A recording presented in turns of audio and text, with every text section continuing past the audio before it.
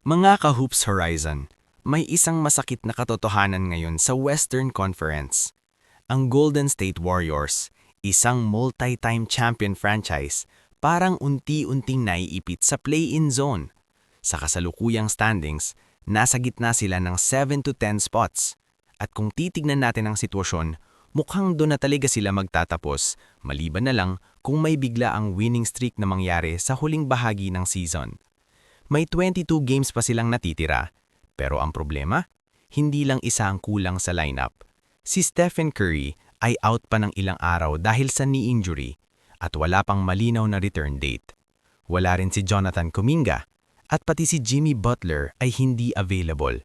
Kapag pinagsama mo lahat ng ito, ang dating championship core ay napipilitang umasa sa depth players tulad ni Moses Moody, DeAnthony Melton, Brandon Podziemski, at syempre si Draymond Green para buhakin ang kupunan.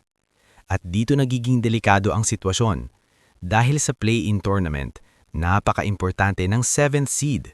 Kapag ikaw ang 7th seed, may twice-to-beat advantage ka at hawak mo ang home court sa unang laban.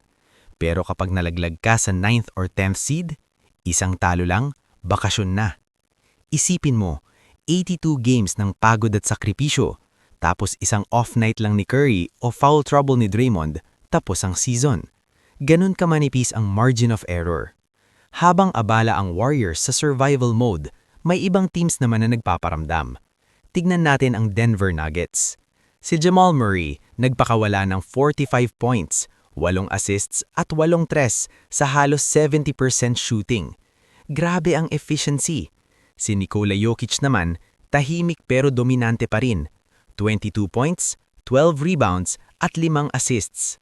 Patuloy ang dikitan para sa top 3 spots sa West at malinaw na hindi nagpapahinga ang mga contenders. Ngayon, punta tayo sa Houston Rockets. Panalo sila laban sa Washington Wizards pero hindi iyon ang kwento. Oo, naglaro ng mahusay sina Alperen Sengun, Kevin Durant, Amen Thompson at Reed Shepherd. Solid ang numbers. Halos lahat double figures. At may all-around production pa. Pero ang tanong, bakit 5 puntos lang ang lamang nila sa isang team na nasa rebuilding phase? Kung seryoso ang Rockets na maging threat sa playoffs, dapat mas kontrolado nila ang ganitong klaseng laro. Ito ang exciting at brutal na part ng season.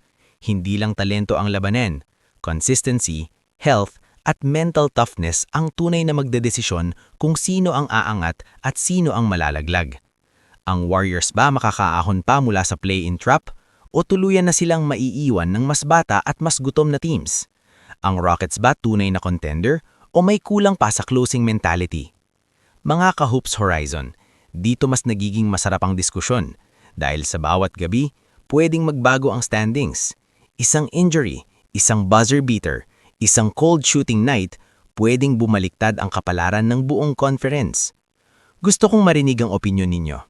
Sa tingin ba ninyo, may pag-asa pa bang makakaiwas ang Warriors sa play-in? At legit threat na ba ang Rockets sa West? I-comment nyo ang take ninyo dahil babasahin ko yan. Kung gusto ninyo ng mas malalim na breakdown at real talk NBA analysis, siguraduhin nakasubscribe kayo sa Hoops Horizon. Hanggang sa muli nating kwentuhan.